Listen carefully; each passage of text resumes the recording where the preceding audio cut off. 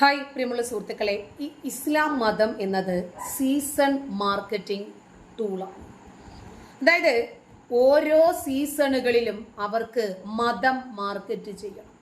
ഓണം വരുമ്പോഴങ്ങനെ, വിഷു വരുമ്പോഴങ്ങനെ, അതല്ല എലക്ഷൻ വരുമ്പോൾ അതങ്ങനെ, അങ്ങനെ ഓരോ സീസണുകളിലായി ഈ മതം എങ്ങനെ മാർക്കറ്റ് ചെയ്യണം എന്നവർക്ക് വളരെ കൃത്യമായിട്ട് അറിയാം. നിർമ്മല കോളേജിന്റെ വിഷയം വന്ന സമയത്ത് ഇവരെന്താ പറഞ്ഞത്? തന്ത്രം. അവര് ഇത് ആസൂത്രിതമാണ് എന്ന് നമുക്ക് മനസ്സിലായിട്ടില്ല എന്നാണ് അതിന്റെ പിന്നിൽ കളിച്ച ആളുകൾക്ക് തോന്നിയത്. അതായത് നിർമ്മല കോളേജിൽ നമസ്കരിക്കാൻ വേണ്ടി മുസ്ലിം കുട്ടികൾക്ക് ഒരിടം, പിൻഭാഗം പൊക്കാൻ ഒരിടം എന്ന ക്യാമ്പയിൻ അവരവിടെ തുടങ്ങി.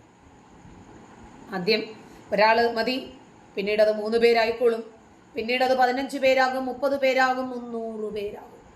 പിന്നീട് പുറത്തുനിന്നു വരെ ആളുകൾ അവിടെ വന്ന് നമസ്കരിക്കുന്ന രൂപത്തിലേക്ക് ഒരു മസ്ജിദാക്കി നമുക്കതിനെ മാറ്റാം. ഇതിനു മുമ്പും ഇതേ തന്ത്രം തന്നെ പ്രയോഗിച്ച് വിജയിച്ചിട്ടുള്ള ചരിത്ര സഹിതമാണ് ഉസ്താദ് കുട്ടികൾക്ക് പറഞ്ഞു കൊടുക്കുന്നത്. അതായത് നിങ്ങൾ ഇത് തുടങ്ങി വെച്ചാ മതി, അള്ളാഹുവിന്റെ ഭവനമല്ലേ, അള്ളാഹുവിനെ സ്മരിക്കുന്നതിന് വേണ്ടിയല്ലേ, ഇത് വിജയിപ്പിക്കൽ അള്ളാഹുവിന്റെ ബാധ്യതയാണ്. അള്ളാഹു ഇതങ്ങ് വിജയിപ്പിച്ചോളും, നിങ്ങൾ അങ്ങോട്ട് തുടങ്ങുക. ഈ മോട്ടിവേഷനാണ് അവരെ കൊണ്ട് ഇതെല്ലാം ചെയ്യിപ്പിക്കുന്നത്. നിർമ്മല കോളേജിന്റെ പ്രിൻസിപ്പളെ ഭീഷണിപ്പെടുത്തുന്ന രൂപത്തിലേക്ക് നമസ്കരിക്കാൻ ഒരു സ്ഥലം എന്നുള്ള രീതി വന്നില്ലേ? അതാ ഞാൻ പറഞ്ഞത്, എല്ലാം ആസൂത്രിതമാണ്. ഏറ്റവും ഒടുവിലായി വയനാട് സംഭവം, അതുവരെ ഇല്ലാതിരുന്ന മതം പെട്ടെന്ന് ഒരു ദിവസം ഉയർത്തെഴുന്നേൽക്കുവാണ്. നായ ഹറാമാണ്. മണ്ണിനടിയിൽ കിടന്ന സുബൈദ താത്തയ്ക്ക് ജീവനുണ്ട് എന്ന് കണ്ടെത്തിയത് നായ. സുബൈദ താത്തയുടെ മതം അനുസരിച്ച് സുബൈദ താത്തയുടെ ബുദ്ധി മരവിച്ചിരുന്നില്ല, തലച്ചോർ ഉണർന്ന് പ്രവർത്തിച്ചു. മതം മരവിപ്പിക്കാത്ത മസ്തിഷ്കമായതുകൊണ്ട് അവര് കണ്ണു തുറന്ന മാത്രയിൽ ആ നായയ്ക്ക് അവര് നമിച്ചു നിന്നു. ആ 4-5 ദിവസമായി ആ മണ്ണിനടിയിൽ കിടന്ന് അനങ്ങാൻ സാധിക്കാതെ ചെളിയിൽ പൂണ്ട് കിടക്കുന്ന അവർക്ക് മാത്രമേ അറിയൂ അതിനെ അതിജീവിച്ച ഒരു പ്രതിസന്ധി എത്രമാത്രം ബലമാണ്, എത്ര ആഘാതമാണ് അവരിൽ ഉണ്ടാക്കിയത് എന്ന് അവർക്ക് മാത്രമേ അറിയൂ. അതുകൊണ്ടാണ് അവർ ആ നായയ്ക്ക് മുമ്പിൽ തൊഴു കൈകളോടുകൂടി നിന്നത്. ശരീരം അനങ്ങിയില്ല, ബ്രെയിൻ അനങ്ങി. ആ സമയത്ത് അവരെ സഹായിക്കുന്നതിന് വേണ്ടി ഒരു പിഗ് ഫെസ്റ്റ് നടക്കുന്നു. അപ്പോൾ അയ്യോ, പന്നി ഹറാമ, അതുവരെ ഇല്ലാതിരുന്ന ഒരു ഹറാമും ഹലാലും പെട്ടെന്ന് ദാ പുറത്തു വരുന്നു ഊളത്തായിയുടെ നേതൃത്വത്തിൽ. മനസ്സിലായോ? ഇപ്പോൾ ഓണമാണ്.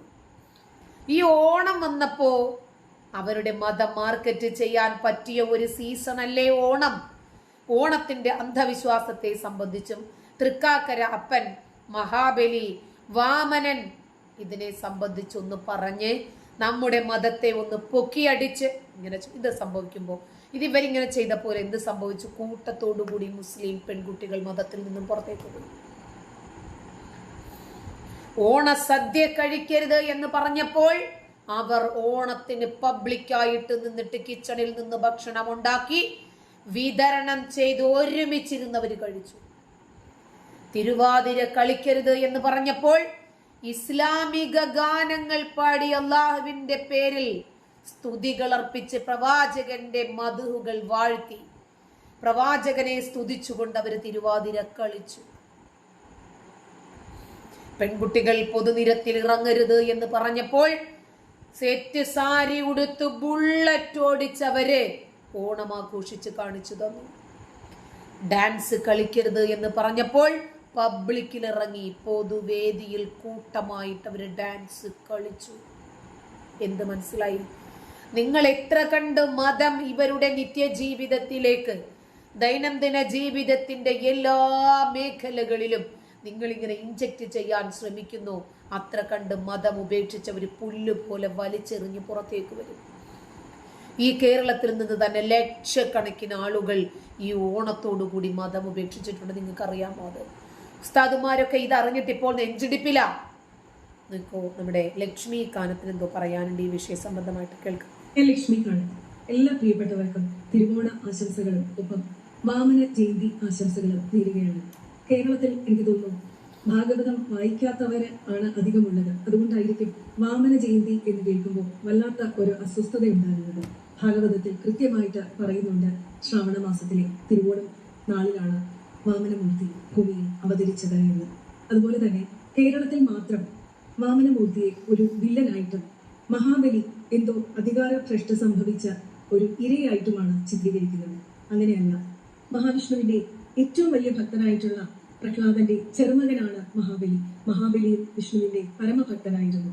തന്റെ ഭക്തന് എന്തെങ്കിലും കുറവുകളോ കുറ്റങ്ങളോ ഉണ്ടെങ്കിൽ അത് തിരുത്തി കൊടുക്കുക എന്നുള്ളതാണ് ഭഗവാനും ഭക്തനും തമ്മിലുള്ള ഉടമ്പടി.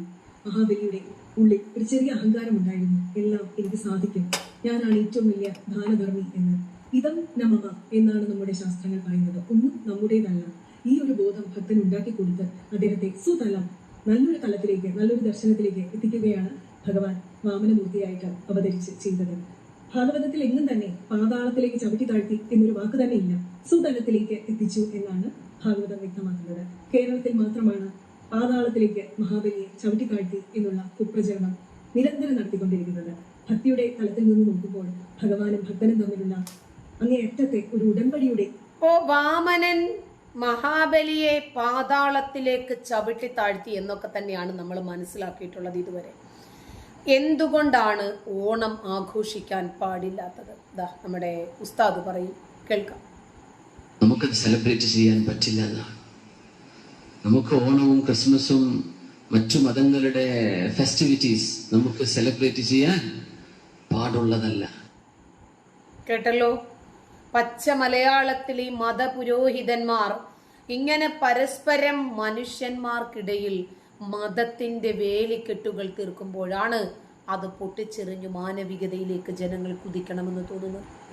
ഇവര് ഹറാമും ഹലാലും പഠിപ്പിക്കുമ്പോൾ ഇവര് ജനങ്ങളെ ഉദ്ബോധിപ്പിക്കുന്ന ശൈലി ഒന്ന് കാണേണ്ടതാണ്.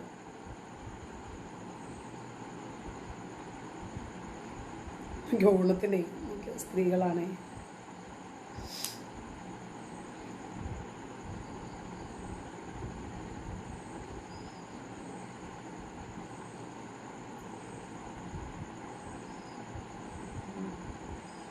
ഇവരെത്ര കണ്ട് ആഘോഷങ്ങൾ പാടില്ല എന്ന് പറയുന്നു, അത്ര കണ്ട് ഇവരെ ആഘോഷിച്ചു കൊണ്ടേയിരിക്കും.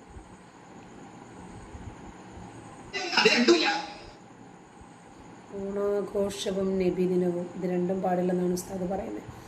ഇവര് അത് പാടില്ല, ഇത് പാടില്ല, മറ്റത് പാടില്ല. നിങ്ങളുടെ സുഹൃത്തുക്കള് ആരായിരിക്കണം എന്ന് തിരഞ്ഞെടുക്കേണ്ടത് ആരാണ്? ഇവര് പഠിപ്പിക്കുവാണ്. നിന്റെ അടുത്ത് താമസിക്കുന്ന അമുസ്ലിങ്ങളെ ഒരിക്കലും നീ ഉറ്റമിത്രമായി സ്വീകരിച്ചു പോകരുത് എന്ന് പഠിപ്പിക്കുവാണ്.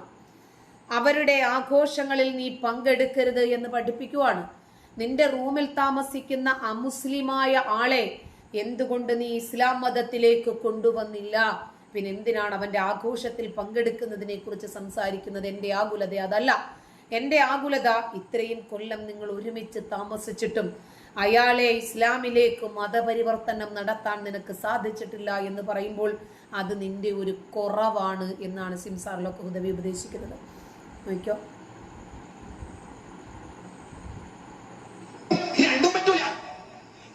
ഓണാഘോഷവും നബിദിനവും രണ്ടും പറ്റൂല. ക്രിസ്മസും നബിദിനവും അത് രണ്ടുമില്ല. ക്രിസ്മസ് വേറെ മതത്തിൻ്റെതാണ്, ഓണാഘോഷം വേറൊരു വിഭാഗത്തിൻ്റെതാണ്. ഇസ്ലാമിലേക്ക് പ്രവേശിക്കുന്നുണ്ടെങ്കിൽ ഫുള്ള് കയറിക്കൊള്ളു, ഹാഫ് അത് പൊട്ടാൻ വേണ്ടി ചിക്കൻ ബിരിയാണി ഹാഫ്, ഇസ്ലാം ഫുൾ ഓപ്ഷനേ ഉള്ളൂ. ഓണാഘോഷം ഉണ്ട്, ഇപ്പോഴത്തെ ചെറുപ്പക്കാർക്ക് നബിദിന പരിപാടിയുണ്ട്, ക്രിസ്മസും ഉണ്ട്, പള്ളി പരിപാടിയുണ്ട്. ഇതെവിടെ നട കിട്ടിയത്? പറ്റൂല, മോനെ പറ്റൂല. ഇസ്ലാം ഇസ്ലാം the received religion near the Allah Islam only. അത് നമ്മുടെ കൽവിൽ ഉണ്ടാവണം. അപ്പൊ നമ്മുടെ സ്നേഹം അത് അള്ളാഹ്ക്ക് വേണ്ടി മാത്രമായിരിക്കണം. നമസ്കാരം, ഞാൻ ലക്ഷ്മി കാനത്ത്. എന്തായാലും മതേതര പണ്ഡിതൻ അദ്ദേഹത്തിന്റെ നയം വ്യക്തമാക്കി കഴിഞ്ഞു. ഇനി അദ്ദേഹത്തിനോട് ചോദിക്കാനുള്ളത്, ഹൈന്ദവരുടെ ആഘോഷങ്ങളുമായി ബന്ധപ്പെട്ട് നടക്കുന്ന കച്ചവടങ്ങളിലും ഇതേ നയം തന്നെയാണോ ഇദ്ദേഹത്തിനുള്ളത്? അതാണ് ചോദ്യം. അതായത് ഓണം സീസൺ ബിസിനസ് നിങ്ങൾക്ക് ചെയ്യാമോ? ക്രിസ്മസിന് ബിസിനസ് നിങ്ങൾക്ക് ചെയ്യാമോ? ഹിന്ദുക്കളല്ലേ ക്രിസ്ത്യാനികളല്ലേ ഏറ്റവും കൂടുതൽ വരിക. അപ്പൊ അവരുടെ പണം കുഴപ്പമില്ല അല്ലേ. ഓണത്തിന്റെ ബോണസ് വാങ്ങാമോ, ഓണത്തിന്റെ അരി വാങ്ങാമോ, ഓണ കിറ്റ് വാങ്ങാമോ? അപ്പോ അതിൽ ഹാഫ് ബിരിയാണി പറ്റുമല്ലേ, അതിനകത്ത് ഹാഫ് ഓപ്ഷൻ പറ്റുമല്ലേ, മിഡിൽ ഓപ്ഷൻ പറ്റുമല്ലേ, മറ്റതെല്ലാം ഫുൾ ഓപ്ഷനേ പറ്റുള്ളൂ. ഓ സൂപ്പർ, നന്ദി.